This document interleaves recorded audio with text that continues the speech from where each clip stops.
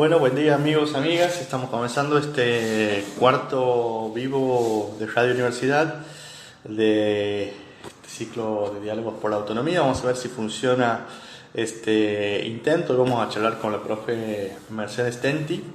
En un ratito lo vamos a presentar, vamos a ver si logra conectarse ahí con su cuenta de Instagram. Este es un poco un experimento para muchos, entonces estamos ahí parece que se va a conectar, vamos a ver. Ahí, profe.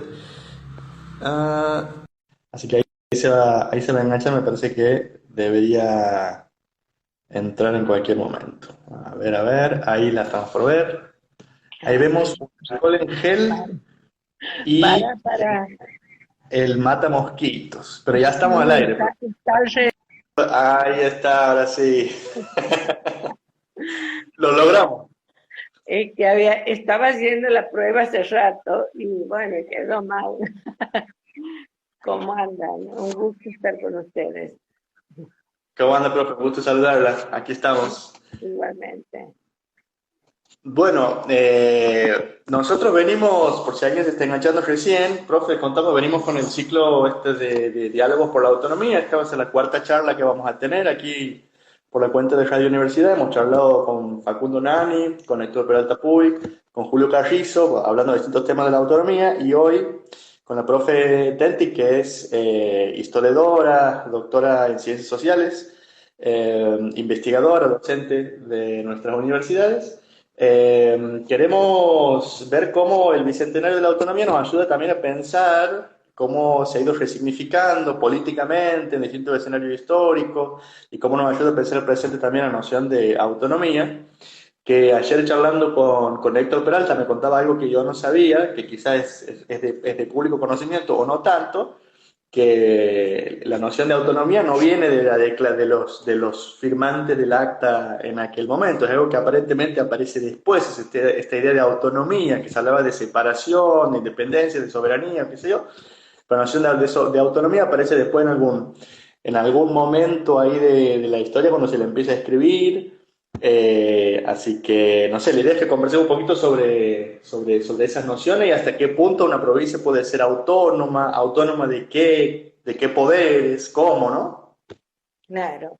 Bueno, yo creo que tenemos que remitirnos primero a cómo va evolucionando la concepción del derecho, sería, del derecho público de quienes intentaron poner en acto esta idea de lo que hoy denominamos autonomía. Cuando en 1814 empieza la primera reacción, vamos a decir así, a través del gobernador intendente Isnardi y del cabildo también, hablaban el derecho a reasumir los pueblos, de la reasunción de los pueblos de la potestad de elegir a sus representantes, o sea, de la reversión de la soberanía ante la provisionalidad permanente de los gobiernos nacionales, porque no nos olvidemos que desde la Revolución de Mayo tenemos primera junta grande, primero y segundo triunvirato, directorio, y siempre eran estatutos provisorios, reglamentos provisorios, o sea, lo que denomina Chiaramonte como una provisionalidad permanente. Entonces lo que proclamaban tanto el Cabildo como Borges era la reasunción de la soberanía, el derecho de los pueblos, que ahí también tenemos que hacer un paréntesis y explicar un poco qué entendemos por pueblo o qué entendían los protagonistas del pueblo, porque el significado de las palabras van cambiando, ¿no es cierto?, a elegir sus propios representantes. Cuando hablamos de Borges, en este caso los pueblos se trataban más bien de una burguesía urbana o de zonas aledañas a la ciudad, porque no estaban constituidas las provincias todavía, y eran los miembros del nuevo cabildo que había surgido a partir de la Revolución de Mayo, y que se sentían actores y con la imperiosa necesidad de participar como tales y no ser relegados. Profe, y que era una burguesía urbana que seguía siendo también una poblacional minoritaria, ¿no? Porque todavía Era O mucho sea, mayor la población rural. es que en esta etapa, cuando nosotros hablamos de los representantes del pueblo, siempre estamos hablando en general de una minoría, porque tenemos que pensar que la mayoría de la población era analfabeta y Ujú. eran pocas las personas ilustradas, vamos a decir así, que, que definían los destinos. Aquí, por un lado, tenemos aquellos que habían realizado estudios, aquellos que, de ahí la presencia del clero, por ejemplo, que era una parte que había sido, había estudiado en la universidad o en el Colegio de San Carlos o en la Universidad de Córdoba, también los comerciantes y los militares, porque las milicias y los ejércitos van a adquirir relevancia. Primero las milicias urbanas, de las cuales Borges era la que comandaba. Después ya los ejércitos compuestos por masas rurales, pero que los soldados eran asalariados. Es decir, no eran aquellos voluntarios que se presentaban para incorporarse a las filas, sino eran asalariados que se ponían a su jefe.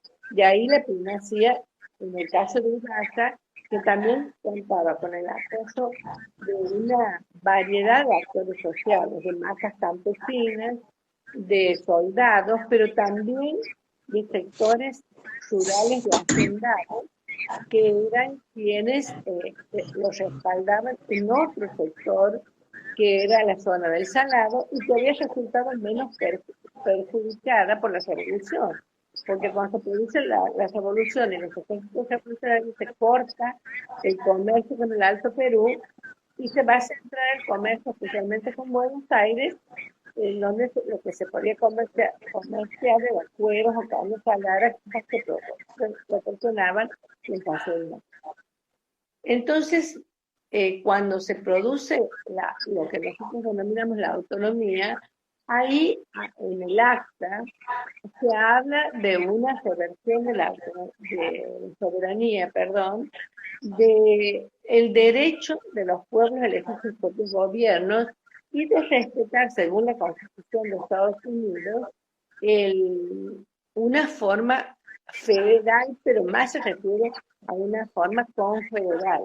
O sea, aquí se Claro. está hablando de la unión de varios estados provinciales para, entre todos, decidir sobre la forma de gobierno que debería ser confederal. O sea, respetando la soberanía. Aquí se habla más que de autonomía, de soberanía de los estados. Claro, eso en aquel momento tenía implicancia que tenía que ver justamente con esto que se marcaba de poder elegir y definir su propio gobierno, su propia forma de gobierno, sus propios representantes. Exactamente, y manejar sus finanzas, que esas eran Claro, las dos cuestiones que siempre estaban en pugna. Ahora, ¿cuándo se iba a lograr esa confederación? O sea, en realidad todas las provincias se consideraban partes integrantes de un todo que era una nación en abstracto que nunca había logrado totalmente consolidarse. Llámese Provincias Unidas de Ciudad Plata, como se denominaba en ese entonces ya antes de que se dictase una constitución, porque en la mente de la mayoría de los caudillos que van a gobernar en esta etapa, estaban las firmas de pactos preexistentes, o sea, lo que denomina la constitución los pactos preexistentes, o sea, la firma de pactos entre las provincias que acordasen reunirse en un Congreso Constituyente y dictar una constitución bajo una forma federal, pero entendiendo federal como confederación en este momento.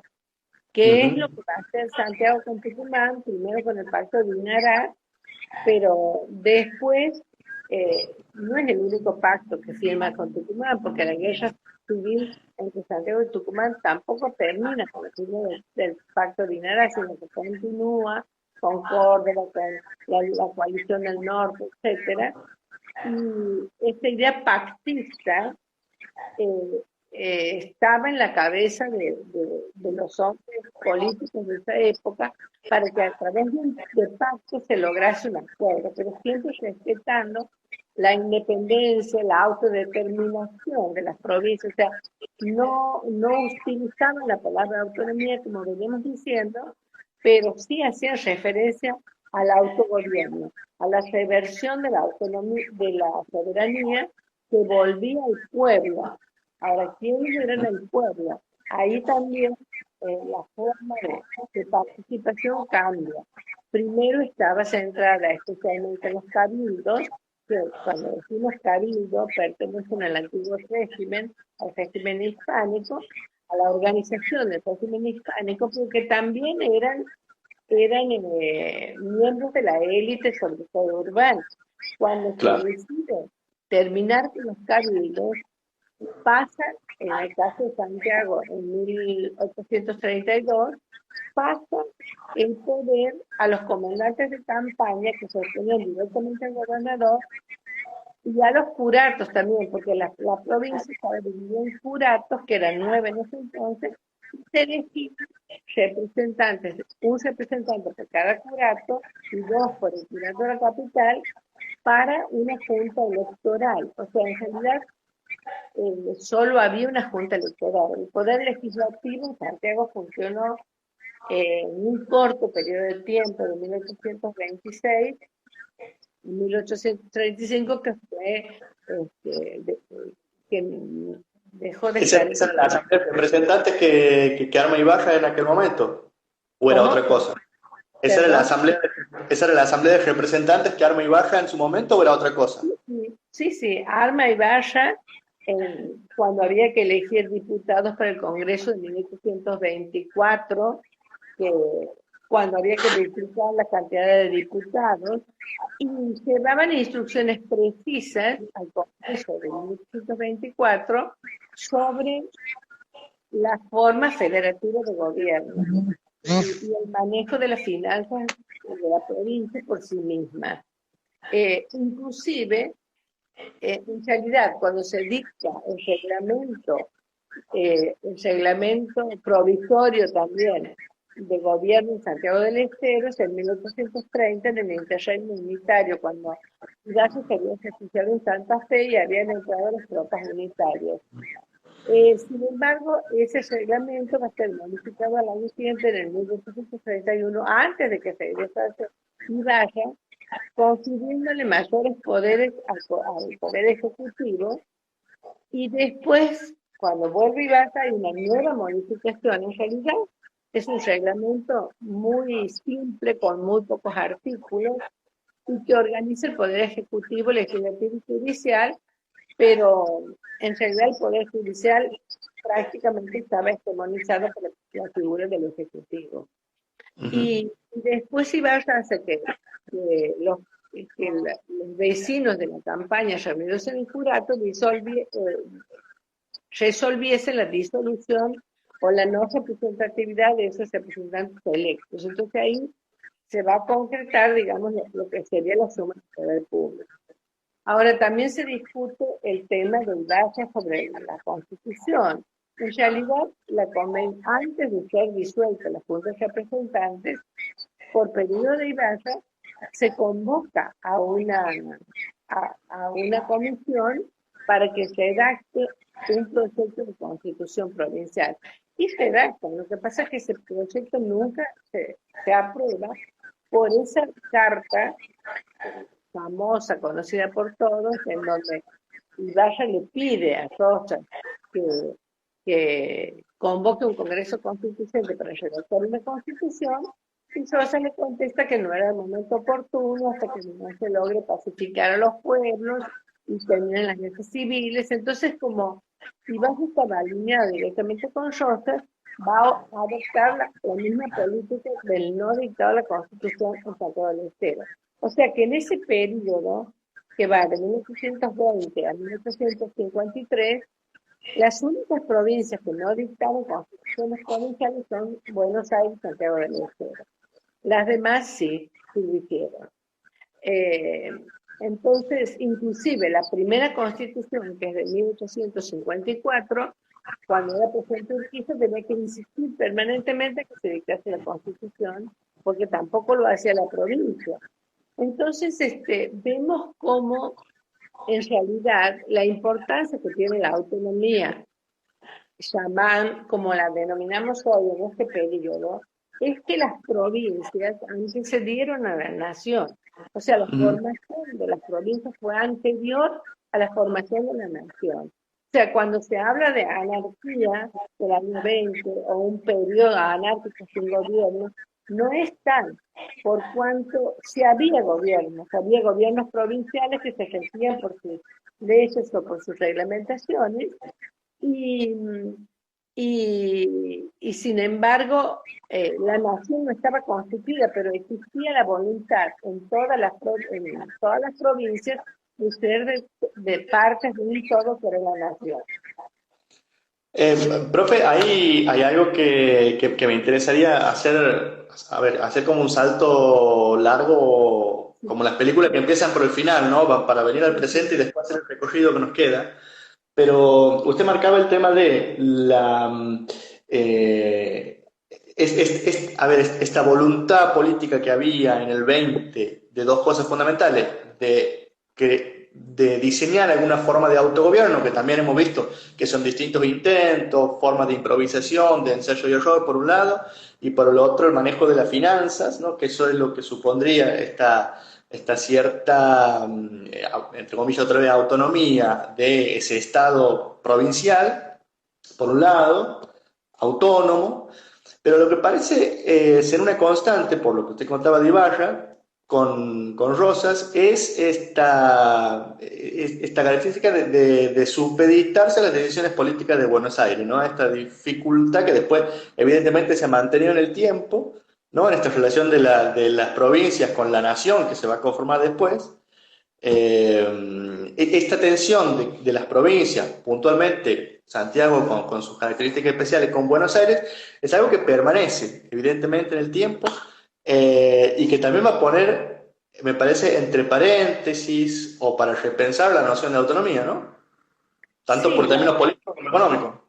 bueno, viendo así en la larga duración, vemos cómo tanto así en el siglo XIX como gran parte del siglo XX, las provincias estaban demasiado sujetas a las decisiones tomadas desde el Poder Ejecutivo Nacional, por cuanto estaban supeditadas sobre todo económicamente, más aquellas provincias como la nuestra, que no tienen un desarrollo económico genuino, digamos, y que están alejados del puerto y de los lugares de intercambio de las mercancías o de producción. O sea, es uno de los obstáculos principales que tienen las provincias del norte al estar tan alejados de los centros de comercialización. Y, y también creo que tiene que ver los juegos de las élites que gobernaron en las distintas etapas, cómo van posicionándose o no más cerca o más lejos de los gobiernos nacionales. Nosotros vemos como provincias como Tucumán y Mendoza, a fines del siglo XIX, lograron posicionarse de forma cercana, incluso parte de Salta, con las élites nacionales, y lograron ventajas económicas, en el caso de Tucumán para la producción de azúcar y de Mendoza para la producción vitivinícola. La élite santiagueña no obró así. Entonces, aquí en Santiago se repiten permanentemente las intervenciones federales que, si bien están reglamentadas en la Constitución, ahí es un activo de la autonomía provincial. Yo creo que se va a afianzar en mayor medida las autonomías de las provincias a partir de la reforma constitucional de 1994. La reforma que se realiza cuando, luego del famoso Pacto de Olivos entre Alfonsín y Menem, que por un lado le va a dar mayor participación en las provincias con un representante más en el Senado. O sea que el Senado empieza a tener más peso, que es el que representa a la nación, y que ahí tenemos igualitariamente 3 senadores por provincia. Y por otro lado, la famosa ley de coparticipación federal, con las variantes que tuvo hasta la fecha, permite parte de los impuestos que cobra, que cobra la nación, a adjudicar parte de esos a las provincias. Que provincias como Buenos Aires, donde está concentrada la mayor cantidad de habitantes, discuten esa cuestión en el sentido de cómo se va a igualar, digamos, a provincias que tienen menos habitantes con otras que tienen más cantidad de habitantes. Bueno, esa es una cuestión en discusión que creo que continúa. Sí, ahí después salen todos los politólogos que hablan del federalismo fiscal y que las provincias están Exacto. supuestamente sobre representadas, ¿no? Y Sí. ahí hay una tensión en cómo se piensa también esa idea. Exactamente. Lo que, la palabra que vos citas, el federalismo fiscal, o también podríamos decir, si podemos hablar de una autonomía fiscal, ¿no? Ya que Ajá. estamos hablando de autonomía, ¿no es cierto? La autonomía política y la autonomía fiscal. Entonces, o la autonomía económica. En la medida que las provincias no generen sus propios recursos, va a ser va a ser difícil sostenerla. Pero también los diseños de las políticas y de los medios de comunicación y de los medios de transporte, como dijo Bunge, Argentina, país abanico, cuando fueron construidas las vías férreas que se centralizaban en Buenos Aires, sigue siendo igual las carreteras, la, las vías aéreas, las rutas aéreas, mayormente confluyen en el centro, en el litoral. Entonces, por ejemplo, un desarrollo industrial que sería lo deseable para las provincias, ¿no es cierto?, para que puedan producir sus propios productos, manufacturarlos, se encarecen por el transporte, tanto para los insumos como para la materia prima y como para la exportación. Entonces, Ujú. es un tema complejo que tiene en donde lo económico tiene que ver mucho con lo político y no puede separarse. Ahí, un poco para llevarnos de vuelta al principio, en esto que vamos y venimos, con esta línea histórica, algunas de las personas que se van sumando al vivo van haciendo algunas preguntas. Acuérdense que se puede preguntar, comentar lo que Sí, quieran ahí sí, abajo. sí. Nosotros leíamos recién a alguien que decía, este es un tema que lo hemos charlado, ya me parece que con Julio el martes, pero quizás sería bueno refrescarlo. Alguien preguntaba recién ahí en los comentarios si al final el movimiento autonomista ha sido un movimiento revolucionario burgués, preguntaban, y si Ibarra es un actor de reparto ahí y por qué se vuelve protagónico, ¿no? Bueno, yo creo que eh, no lo calificaría de movimiento revolucionario y no lo calificaría de burgués. ¿Por Ujú. qué? Revolucionario porque no plantean una revolución, plantean una retroversión de la soberanía del pueblo, pero con la pertenencia a un tronco común que es una nación en proyecto. O sea, siempre está el reconocimiento de la pertenencia a un tronco común. Y, y la otra pregunta era si Y, era una... y cómo Ibarra, por qué parece ser un actor de reparto en esta escena y cómo se Ah, vuelve un actor protagónico de pronto ahí, ¿no? no, no, yo creo que de ninguna manera es un actor de reparto. Empezó de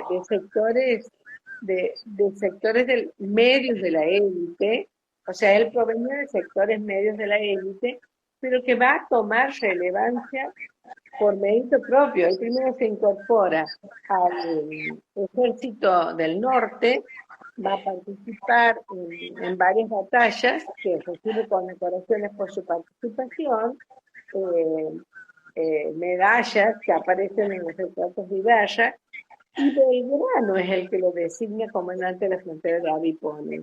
Y cuando está en la frontera, ahí le va a dar un gran poder político y un gran poder económico, porque cambia el foco de la centralización de la élite. Yo más que burguesía le diría élite, ¿no es cierto? Que ¿por qué? Porque si hablamos de burguesía tendríamos que definir bien como clase social, y no sé si todos los miembros de esa élite pertenecían a lo que podríamos denominar una burguesía. O sea, No, porque uno tenían puede decir también que el clero era parte de esa élite, exactamente, y no era una burguesía. exactamente, aparte los O la comandantes de milicia. campaña, los comandantes de campaña. Ujú. ¿Y en qué va a sustentar el poder Ibarra? Justamente en lo que se señalaba, en los hacendados, en las tropas que le responden, a- en la peonada y en algunos sectores de hacendados, porque es como que deja de estar el centro de atención en la ciudad de Santiago del Estero para que la campaña, los actores de la campaña, también se involucren. Y creo que Ibarra sintetiza la, al pensamiento de, sobre todo en la campaña, pero también de algunos sectores urbanos que se habían visto marginados. Usted también es una lucha de poder entre distintos sectores. Incluso esos sectores no son inamovibles. Algunos, por ejemplo, Juan José Lamy, que al principio estaba en contra de Ibarra, después incluso es nombrado representante del Congreso de 1824 y está alineado con Ibarra.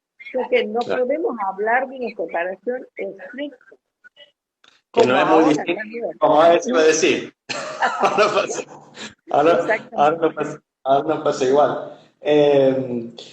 Profe, la traigo, ya llevamos casi media hora conversando. La traigo un poco al presente otra vez, pensando hablábamos también estos días con los otros participantes de este ciclo acerca de la importancia de la conmemoración, esto del número cerrado, ¿no? En 200, que los 200 años nos ayuda a pensar la fecha.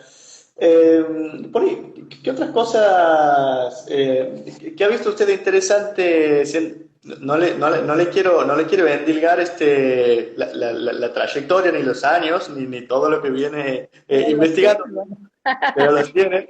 Pero digo, hay muchos, nosotros hemos estado conversando estos días y mañana vamos a seguir trabajando con muchos historiadores jóvenes, mucha gente joven que se está dedicando a la investigación, a la producción editorial, todo lo que está haciendo Edulce, Bellas Salas, los libros que se están produciendo sobre la autonomía. Héctor Peralta, que hablábamos ayer, sabemos que está haciendo un libro que alguien me decía ayer que es, alguien que lo ha leído me decía que es de lo mejor que se ha escrito sobre la autonomía, así que lo estamos esperando con ganas. Digo, también para pensar el oficio, ¿no? De los historiadores, de los investigadores, nos sirve la fecha, ¿no? Y pensar una reflexión también sobre eso. Sí, indudablemente esto nos hace pensar en el porqué de la conmemoración.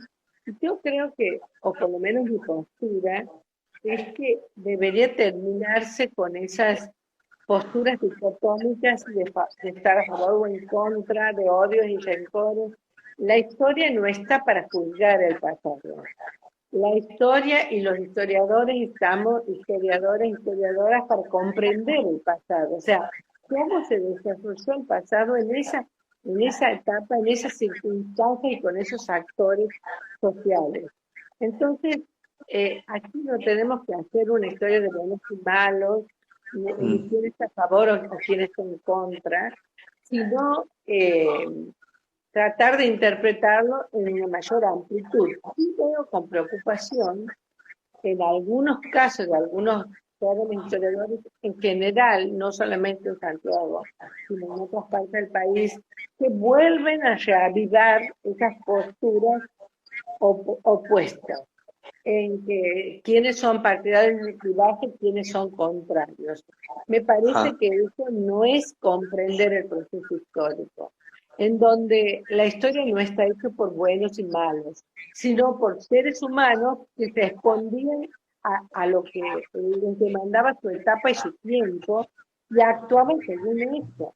Entonces, a veces caemos en historias relatadas por historiadores demasiado descriptivas y en donde quizás falta la parte analítica de la situación. Mm. Obviamente, yo creo que no tiene tanto que ver con mis años, sino con mi propia postura historiográfica y sobre mi indagación en ciencias sociales, que me ayudó a repensar y a replantearme cómo cómo encarar la historia santiagueña o latinoamericana o argentina. O sea, no limitarse solamente a relatar los hechos del pasado, sino tratar de comprenderlos y entenderlos dentro del contexto de la época y dentro de las circunstancias que atravesaron los factores sociales. Si nosotros, por ejemplo, pensamos que ¿por qué no conformaron un poder judicial? Y si la mayoría de la gente no solamente era analfabeta, sino no tenía los conocimientos para ejercer el derecho, no había abogados, no había forma de pagarles a abogados venir de otra parte. El propio Gondra, que va a ser, digamos, la mano derecha de Ibarra como secretario, como ministro y demás, lo trajeron los militares. O sea, Gondra vino a Santiago en la invasión unitaria y después Ibaya, que es una persona inteligente, y se dio cuenta que necesitaba una persona con conocimiento y ejecutiva, lo hizo quedar a su lado. Es decir, Claro. que eso tenemos que entender, que no era fácil la construcción de una provincia y mucho menos de un Estado. El antiguo régimen, o sea, el régimen colonial siguió vigente hasta, hasta gran parte incluso de dictada la Constitución Nacional. Claro, no solo es peligroso juzgar al pasado, sino que más peligroso también juzgarlo desde los propios Esa, eh, valores o desde las propias, de los propios esquemas del presente, ¿no? No se le puede exigir división de poderes. no, no totalmente. Si cuando se dicta la Constitución del 56 en Santiago y la reforma del 64 todavía, no se había conformado el Poder Judicial porque no había jueces, no Claro, tenían abogados. Entonces, eso tenemos que comprenderlo. No tenemos que descontextualizar y decir, bueno, ¿por qué no nombró jueces y bajas? ¿Quiénes eran jueces? Los comandantes de campaña y el Poder Ejecutivo era el que dirimía las cuestiones, pero también tenemos que analizarla en el conjunto de las provincias. Quizás la parte más ilustrada estaba en Buenos Aires porque tenía mayores accesos. Incluso existía la Universidad de Buenos Aires, pero las realidades de las provincias eran diferentes. claro. Profe, ya nos quedan los últimos minutitos. Si alguien quiere sumar alguna otra pregunta, bueno, ahí después va a ver porque el video va a quedar colgado. Le están mandando saludos, felicitaciones, un montón de cosas. Pero le quería preguntar como último tema, ya que hemos metido un poco la nariz en el tema de la cuestión historiográfica, hemos estado charlando estos días con historiadores que están asomándose a algunos temas o que antes no habían sido investigados o no habían sido investigados en profundidad o no se le había hecho especial foco en determinado punto, ¿no? Pienso hablábamos con Julio el tema de los impuestos que ha trabajado él, Héctor que está intentando estudiar ahora el tema de qué pasaba con los esclavos o algunas historias de los esclavos, de las mujeres. ¿Qué temas cree usted que faltan? Que faltan trabajar, que hay que seguir indagando, porque la historia se reescribe, pero además se encuentran cosas nuevas, se buscan enfoques nuevos sobre nuestra historia de Claro. Santiago en estos 200 años. ¿Vos me dices sobre la autonomía o en general? En general, digo, la autonomía es un poco una excusa para pensar estos 200 años, Ah, ¿no? perfecto. Bueno, en general creo que faltan muchos temas que están pendientes, como historia de las mujeres, como historia de los trabajadores, como la historia de la infancia, qué pasaba con los niños, con los negros, con los indígenas que se les negó durante años y que ahora emergen como actores. En fin, la historia de la vida cotidiana, hay miles de aristas.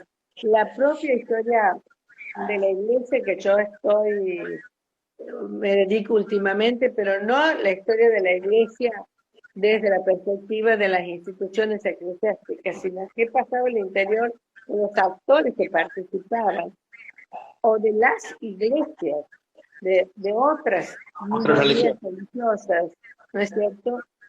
De minorías étnicas, en fin, hay mucho por investigar. Y a veces la gente dice, bueno, pero los archivos no están, preparados, no todos los archivos. Sí, sabemos todas las deficiencias que tenemos en general los archivos provinciales, salvo el archivo histórico, que lamentablemente la historia termina en el siglo XIX, porque el archivo histórico solo tiene documentos del siglo XIX, pero también está en otras instituciones, las bibliotecas populares, las escuelas, los clubes. Bueno, podríamos hacer una lista interminable y creo que hoy se les abre otra perspectiva a los jóvenes investigadores y también, ¿por qué no?, los más medios que ahora nos brindan otro tipo de fuentes. Hoy en día un político comunica sus ideas a través de Twitter. Entonces las redes sociales son fuentes históricas, los documentos audiovisuales, el YouTube, qué sé yo, hasta el WhatsApp, los emails, tantas cosas que van cambiando que tenemos que saberlos aprovechar.